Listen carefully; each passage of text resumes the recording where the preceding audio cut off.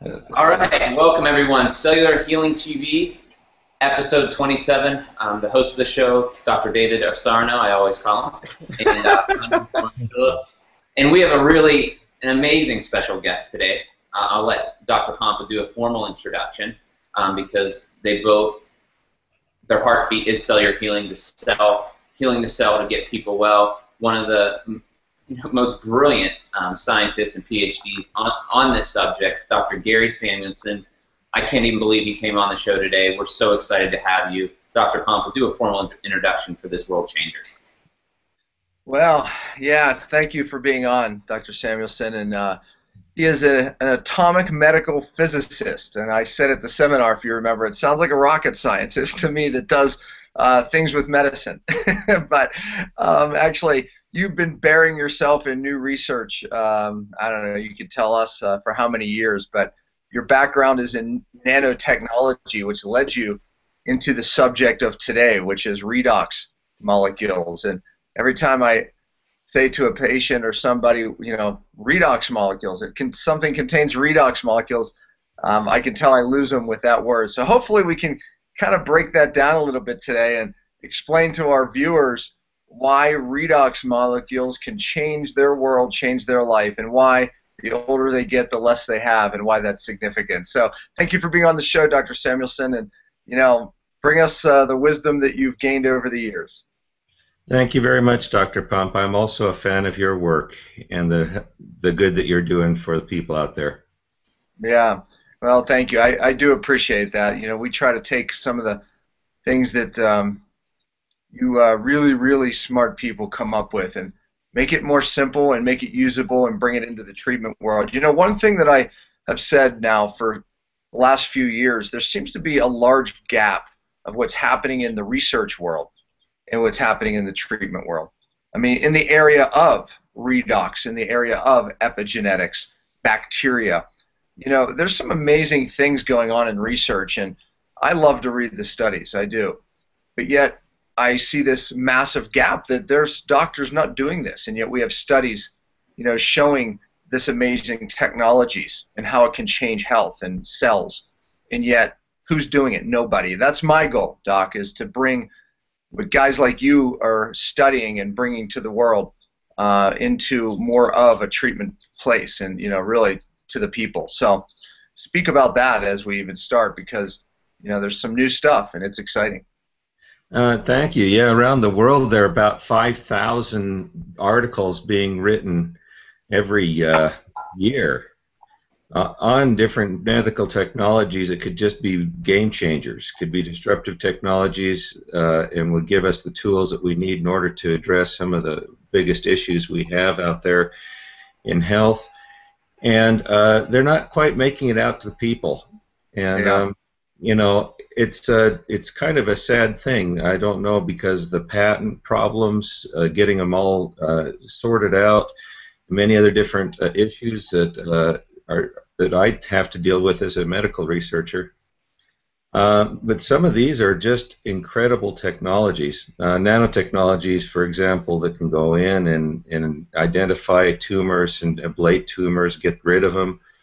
And this new technology, this Redox Signaling technology, the one that I've been working with for the last 4 years or 5 years, that seems to have a fundamental, very promising action in the body, and it's kind of difficult to get it out there. So we had to, before, if I can tell you a little story about it, we tried to get it out there through the regular pharmaceutical track. They came and they said, well, if we're going to take it, we're going to distribute it, and you guys cannot distribute this technology. And that we told them, hey, but there are hundreds of people out there that are using this, and there are several that we're very concerned about that they need this technology. And they said, no, I'm sorry. If you want to deal with us, you got to play the game and cut off all distribution. We decided that we would not do that, so we started distributing this as a direct selling technique or direct selling product to get it out to the people that need it. To try to bridge that gap that you're talking about, You know, it had been tested over 16 years to be absolutely safe, absolutely zero toxicity. It's natural. These molecules are natively produced inside your body, and they can go. This liquid can go in your eyes, ears, nose, your mucosal membranes, everything. There's absolutely no toxicity to it, and yet it has such a dramatic effect on the signaling properties and the speed of healing and other things in the body, like the enhancement of antioxidants, etc., that are very beneficial in many cases to people who are undergoing challenges. So this is I'm seeing firsthand now how this new technology is getting out, manifest right now by the fact that we're sitting here talking about it. Yeah, you know, I mean, just to back up even a little bit, you know, redox, you know, what is it? You know, I remember when I first started reading about it, you know, it obviously piqued my interest because of my study of the cell. You know, my saying is, if you don't fix the cell, you won't get well. And obviously, we're on cellular healing TV here, so we believe strongly in the cell. But the more I read about it, the more I realized it was really involved. These redox molecules are involved in every pathway of the cell. I mean, every functional pathway of a cell. You know, so kind of explain that to people, because when I say, well, you know, how can one thing be involved in so many pathways, whether it's hormones, how hormones connect into your cell, or whether it's even the production of ATP in the cell, you know, energy that makes you feel good. So kind of explain that. Well, these redox signaling molecules, as I call them, are the reactive oxygen species and other very reactive molecules that are produced by the mitochondria. And you have about 200 to 5,000 mitochondria in every cell in your body, and they're producing these on a large-scale basis. And before, we used to think that these reactive oxygen species, which include free radicals and oxidants, have a damaging effect, and we would take antioxidants in order to try to get rid of them.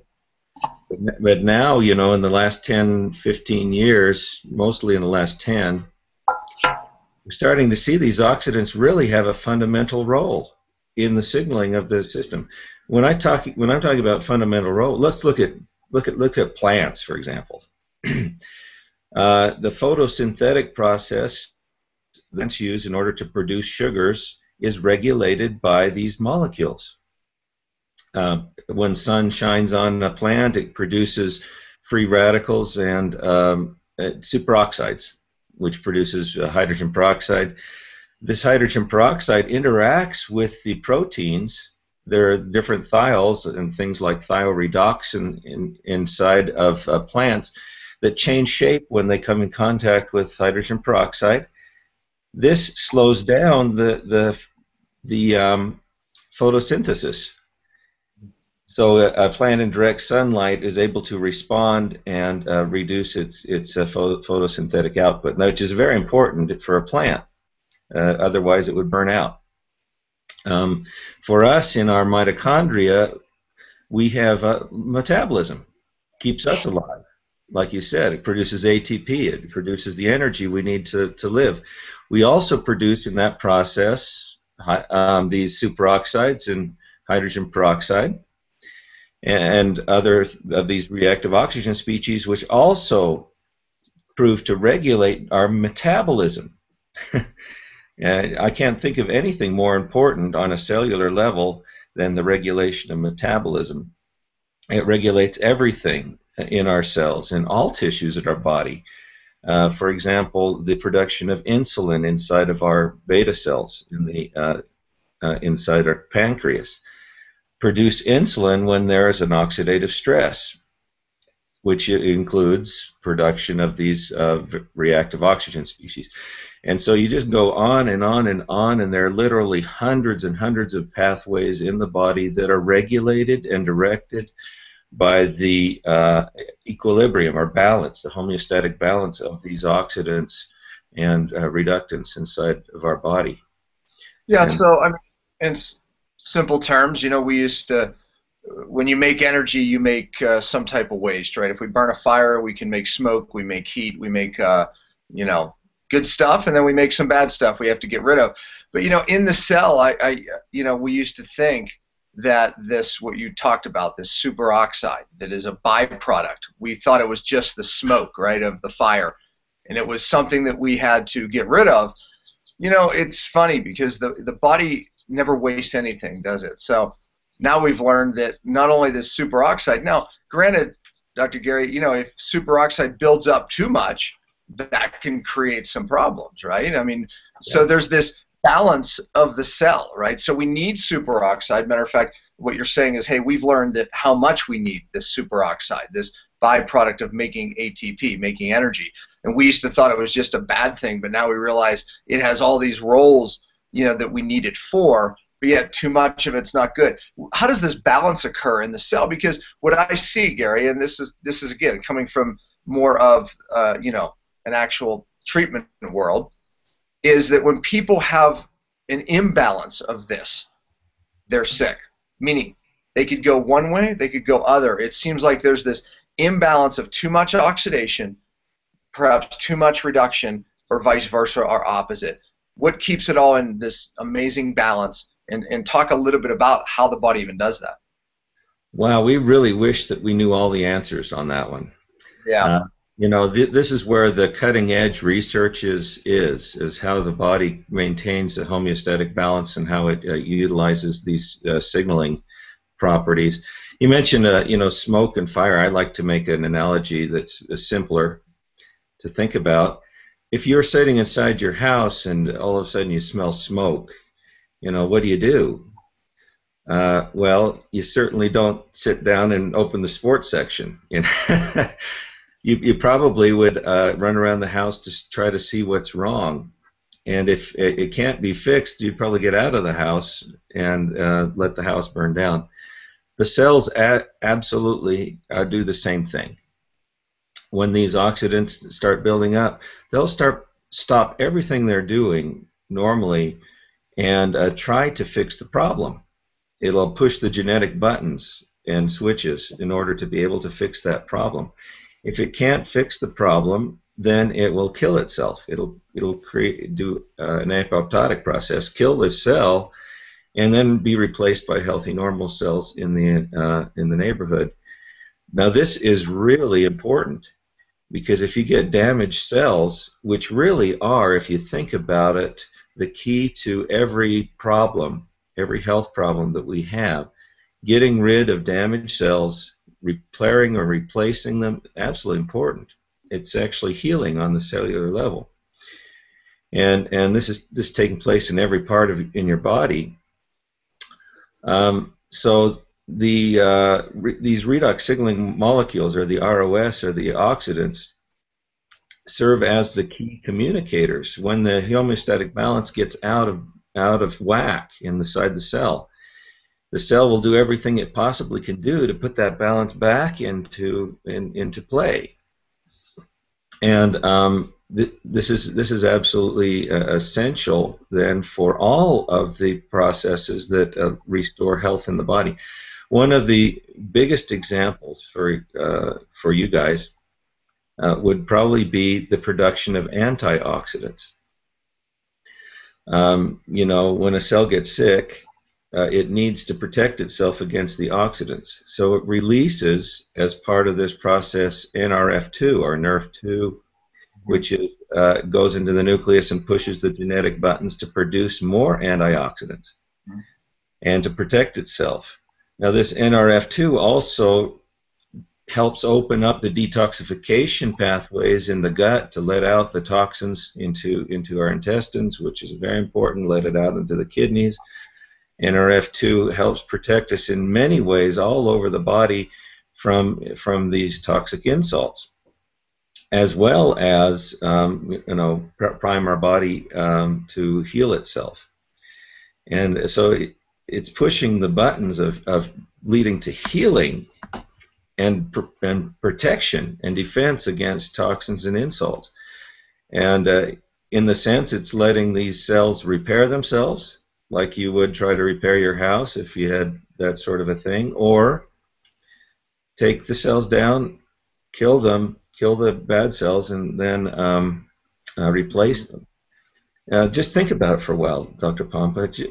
What in the world else is there involved in healing? Right. Yeah.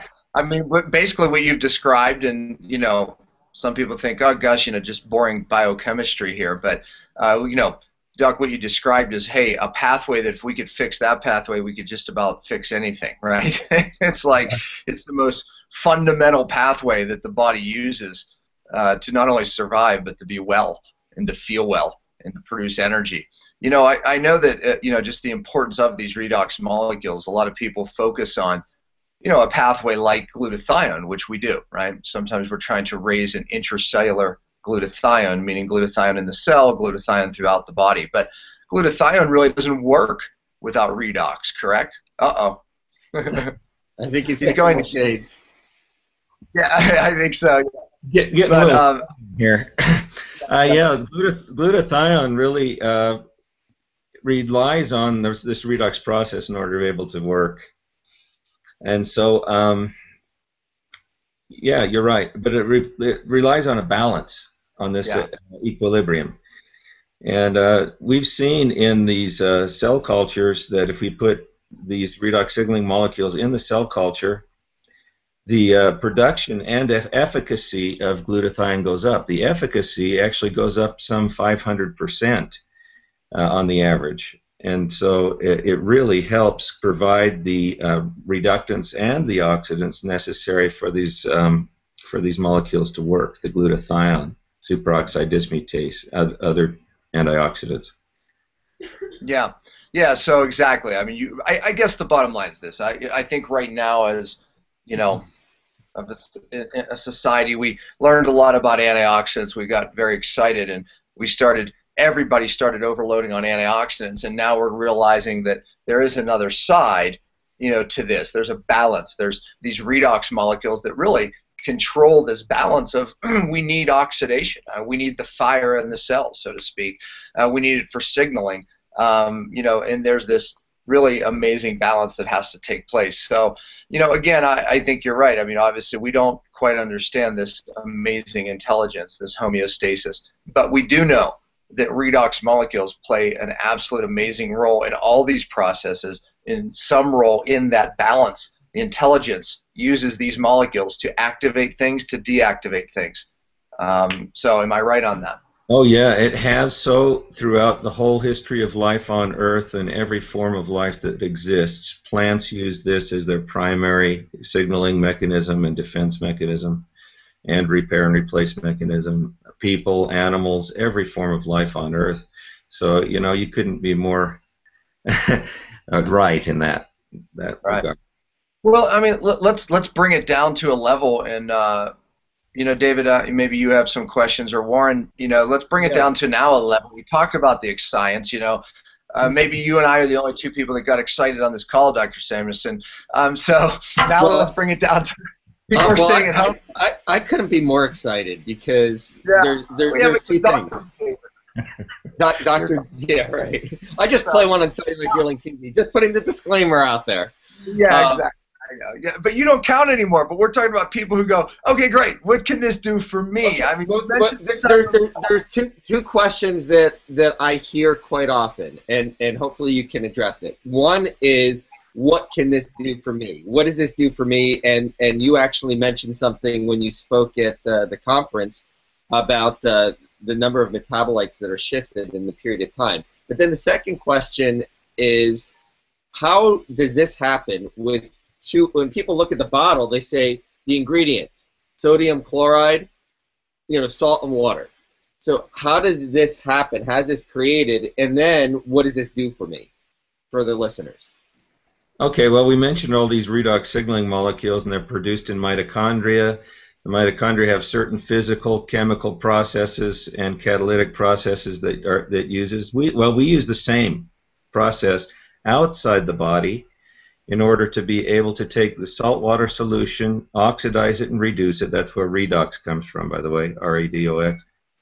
And in order to be able to form these compounds, these ROS compounds, as well as the reductive compounds, in a stable complex in a stable form that can be taken or drunk or placed in the body or whatever. So what happens, I guess, that would cause me to think, well, maybe I ought to think about this or consider this as part of my regime, my health regime, is that during the process of life, the mitochondria slow down. They become damaged. In fact, since they're the fireplaces of the cell, so to speak, and produce most of the smoke that we're talking about, they become damaged and don't produce as many of these signaling molecules as is necessary then to maintain quick response for healing, for the immune system, etc. Well, now we're starting to get into some pretty important stuff: healing, immune response. So if we were able to replace the molecules in our body, these redox signaling molecules that cause our body to be more efficient to heal itself, well, that's a pretty big deal.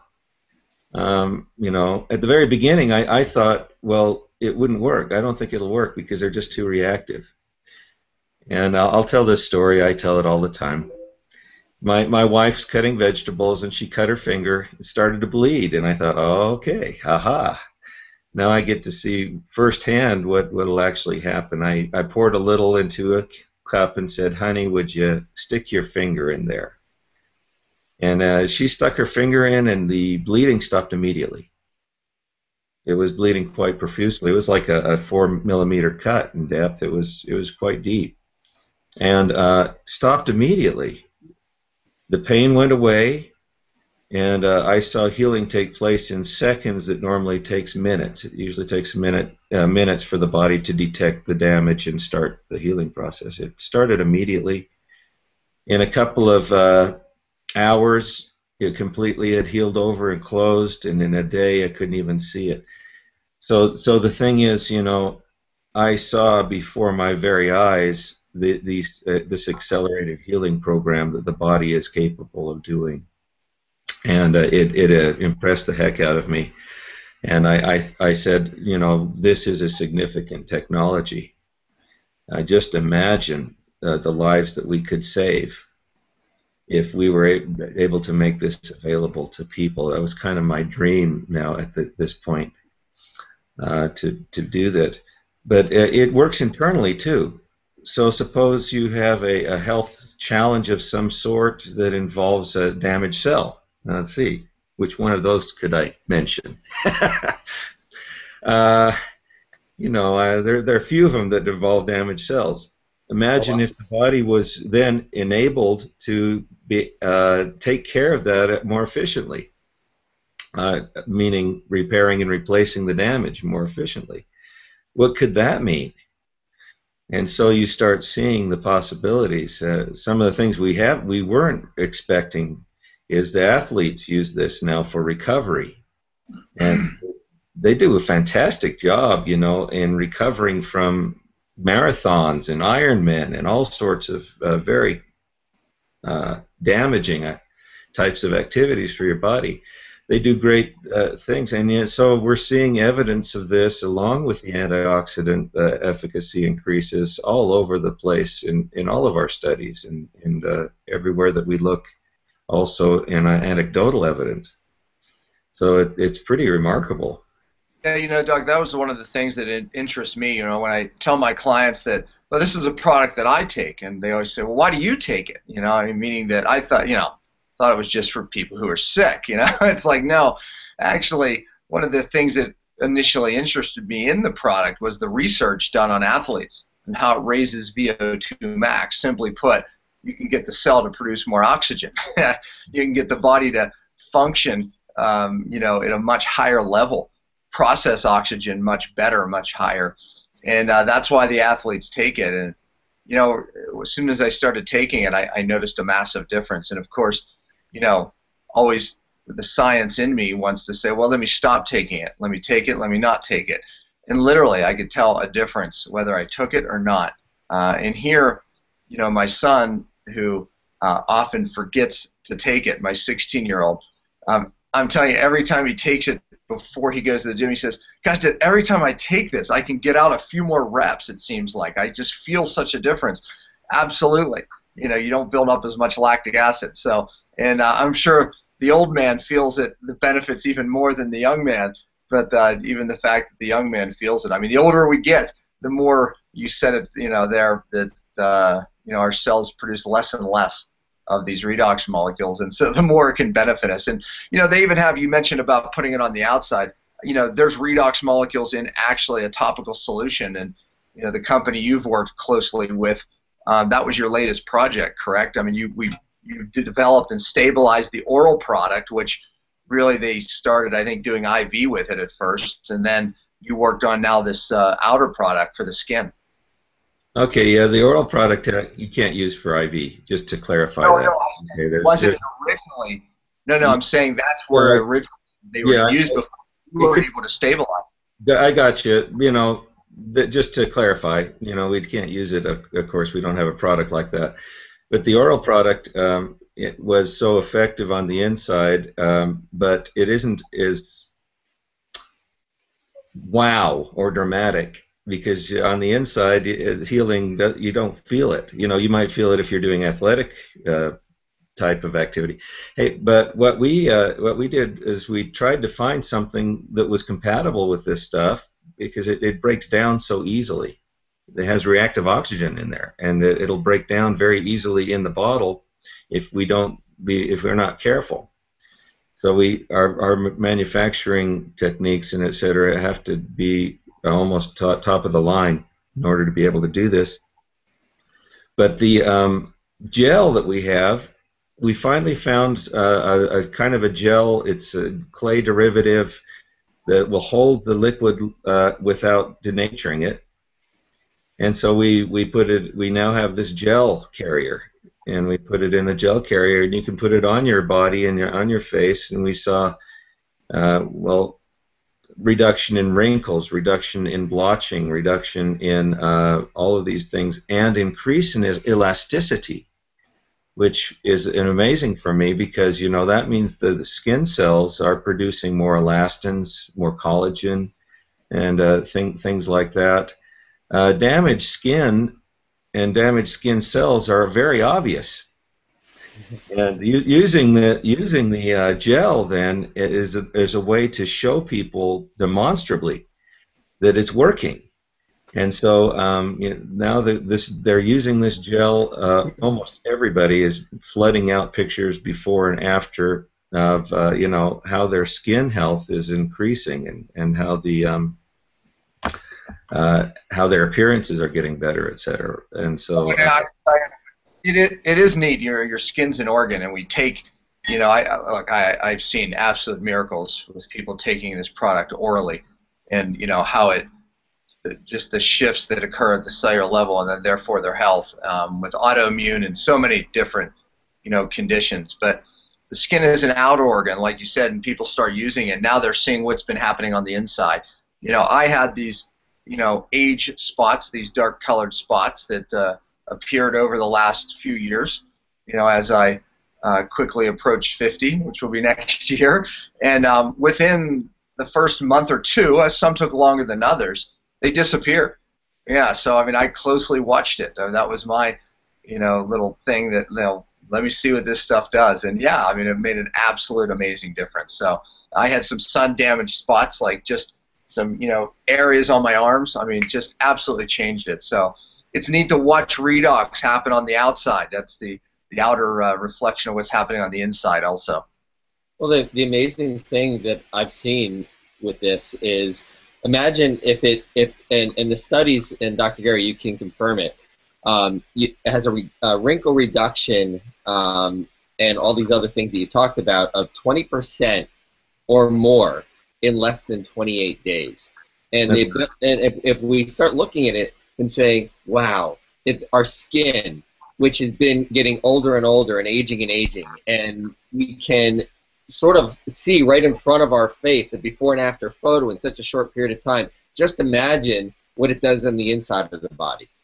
Well, you know what, David? That's the thing. People think, well, what's in this product? And I'm like, no, no, no. You have to understand this is the same technology. You're just seeing it here, what's happening on the inside. This is redox molecules. All it is just, like you said, a gel that stabilizes it. You know, and then you have the redox molecules, you know, in the liquid. And arguably, it does taste like pool water. I always have to assure people it's not. That is the sodium chloride. There's no chlorine. There's a difference of chloride, chlorine. But anyway, so I've had many emails saying, I'm drinking chlorine. Is this good for me?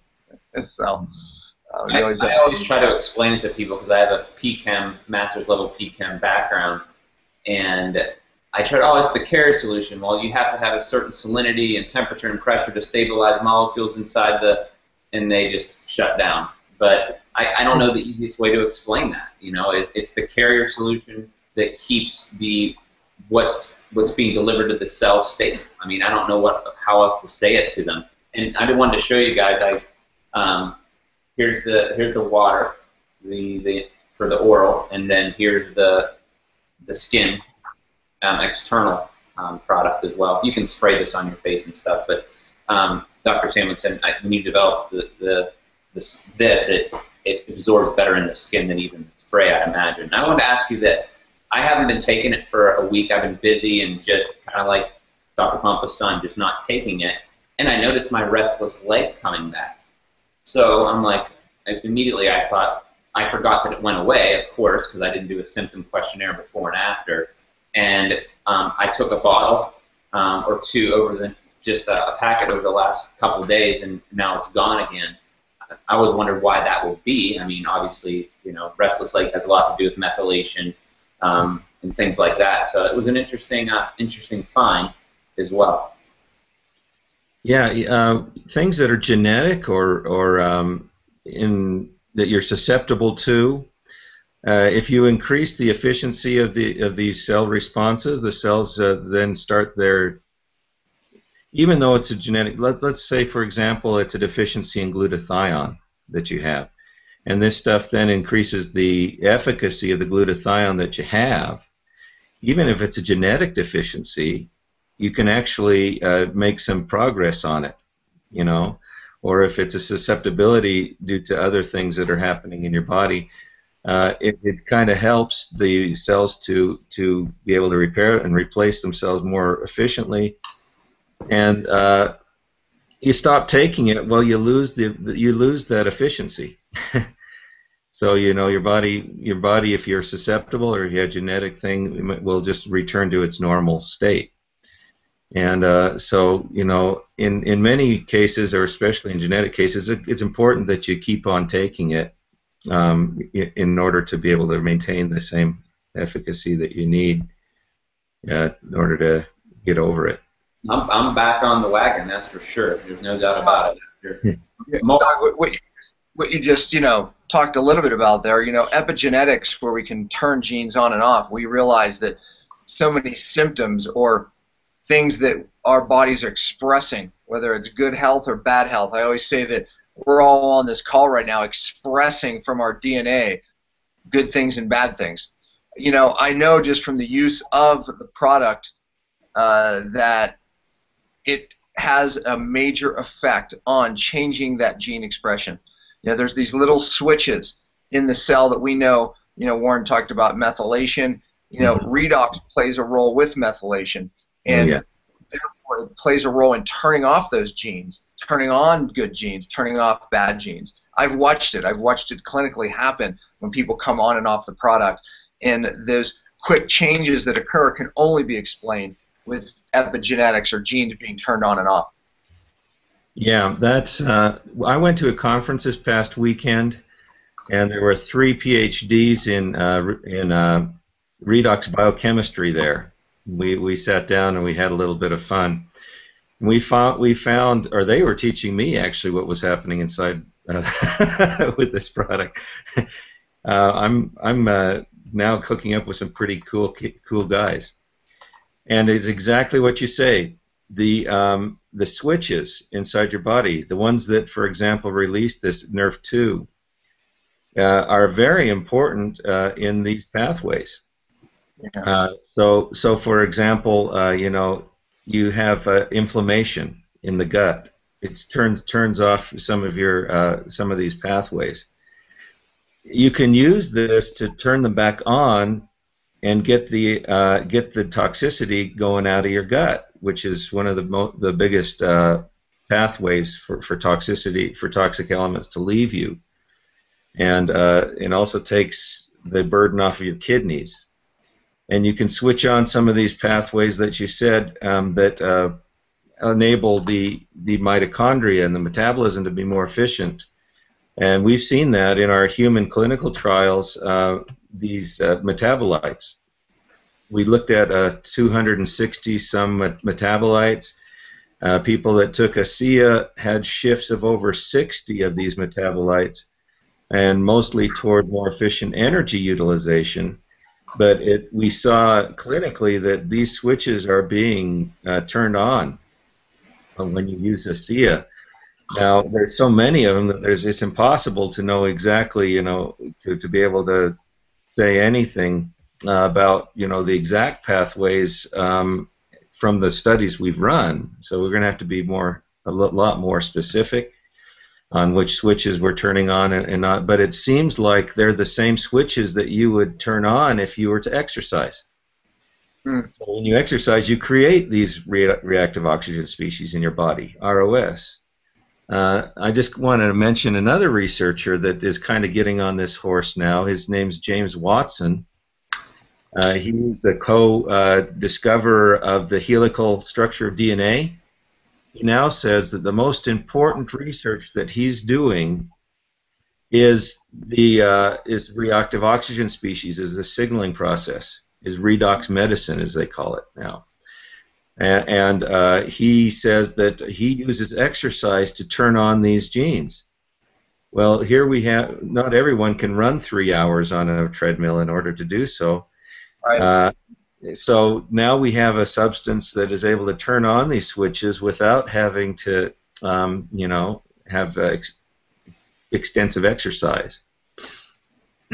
But, Dr. Gary, what you just said is really important because, see, in my world, clinically, most of the people that are clients of mine, they cannot exercise because their cellular energy is so weak, it leaves them exhausted, right? That was me at one point. I couldn't exercise. I went from, an expert cyclist who could, get on my bike and pedal 100 miles like it's nothing to where I couldn't take a walk down the street without being left exhausted, and my insomnia become worse because of the overreaction from my adrenals because of my lack of cellular energy. Therefore, it was using cortisol and adrenaline to try to adapt to the massive drop. Our number 3 is restoring cellular energy. And when we give, what I've seen is when I give these clients ASEA, they get an absolute amazing effect. And one thing I say about in my 5 R's is our number 3 is oftentimes the first thing that I have to do to get everything else to work. Meaning that if their cellular energy seems to be so low, if we can just get some activation there, now it seems like everything else is working. So that production of ATP is the production of redox molecules.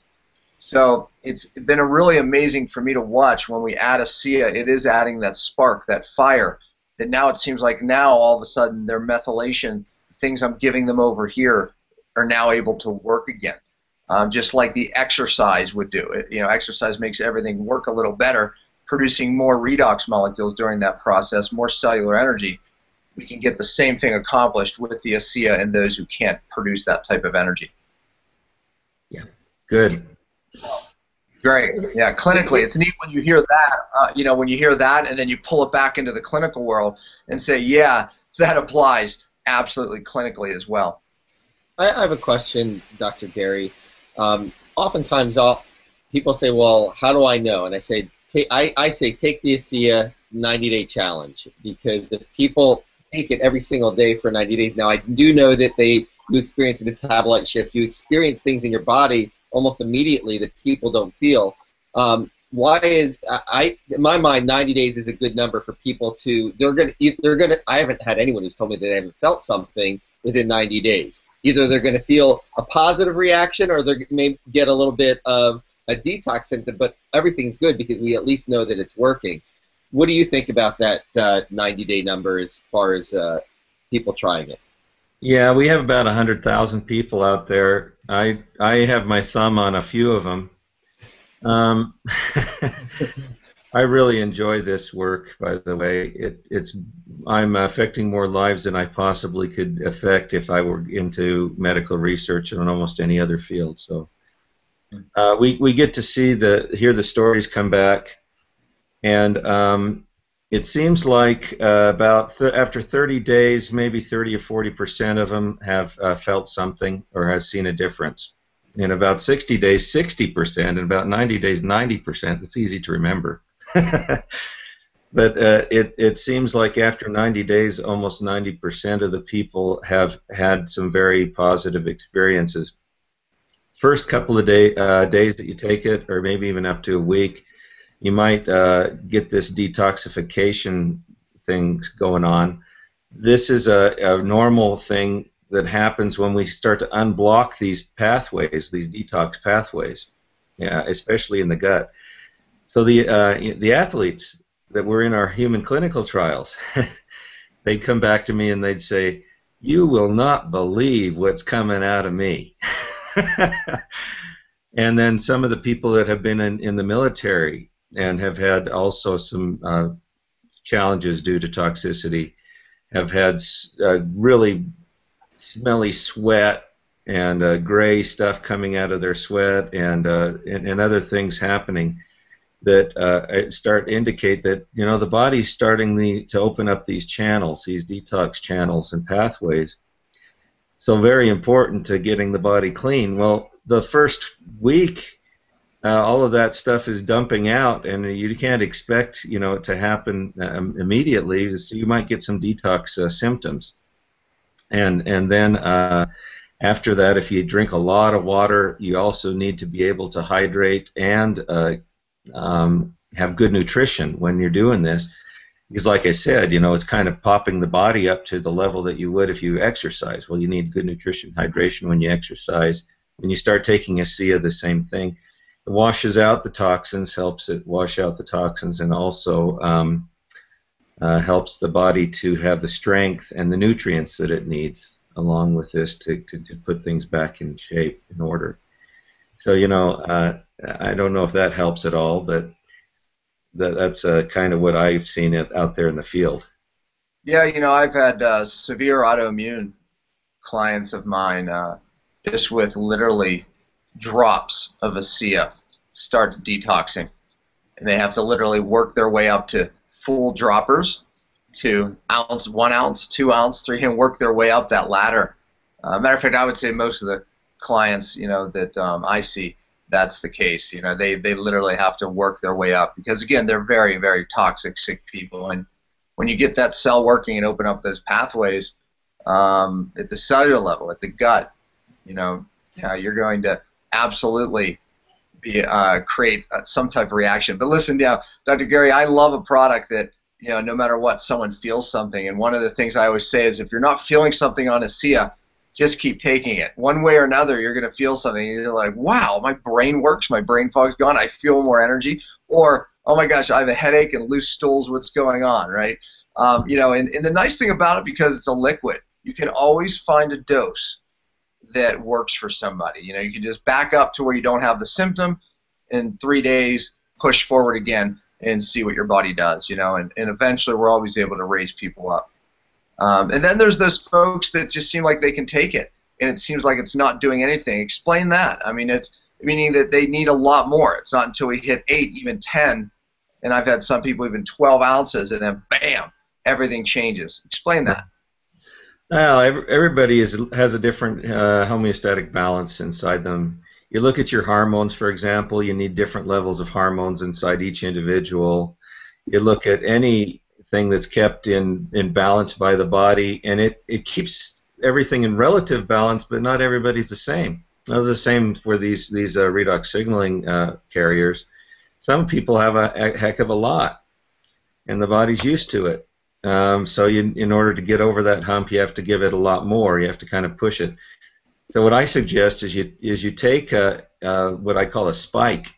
You know, take 8 ounces twice a day, 10 ounces twice a day, and see if that kind of puts you over the hump, and you start seeing something happen. You know, I don't know if you have to keep up with that same level, you know, forever. But if you give it a spike, at least you can see where, you know, where the threshold is. Yeah, that's what I do. That's what I have people do, is try to find that threshold. And then, like you said, I mean, it's not like they have to stay at that level. I may keep them at a high level for a month or two, and then we just start backing down. Their body, after that, seems to tell them what level they seem to function best at. You know, and again, it just seems like at certain levels, all the other, you know, treatments that this person is doing seems to work, you know, if they keep the redox at a certain level. So again, it's all about that cellular energy, I'm sure, you know, and really, you know, allowing these other pathways to function, you know. So therefore, people are always saying, gosh, you know, I'm doing a lot of things, it seems like nothing's really working. Yeah, you're probably lacking redox. So there was that balance in the cell. Well, Dr. Gary, I know you have to go, and we are so grateful that you took time out for us and our listeners at Cellular Healing, because they know this is our passion. How do we talk about cellular healing without talking about the research that you've, you know, just poured yourself into, and, you know, for most of your life, and just lately the redox. So thank you for all your research. You know, we would not be here if it wasn't for some of the research and discoveries that you have made. So we are so grateful for that. And I'll tell you, I have hundreds of clients out there that would love to thank you because of the difference that this one thing made in their life. So thank you so much for that. And I thank you for them as well.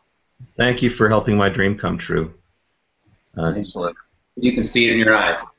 You're so blessed and happy that you could do this for others. It's all over your face, you know, and you're like a giddy schoolboy all the time when you talk about this stuff. And I know true world changers and scientists that have been gifted something that you have, that you get to share that gift with the world in something like this. It is world changing. I appreciate it. David, you have a little thing on your, speaking of people, you know, wanting to try this product and Yes. get to know Dr. Samuelson more, you know, through some of his, he's done a lot of recordings and things.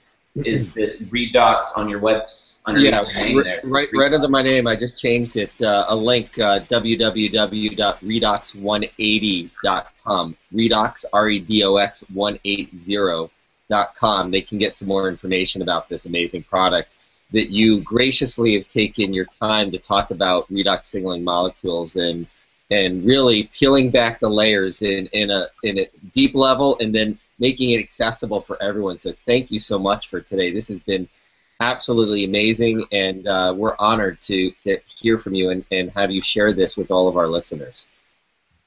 Thank you. Thanks, Dr. Gary. We'll let you guys go.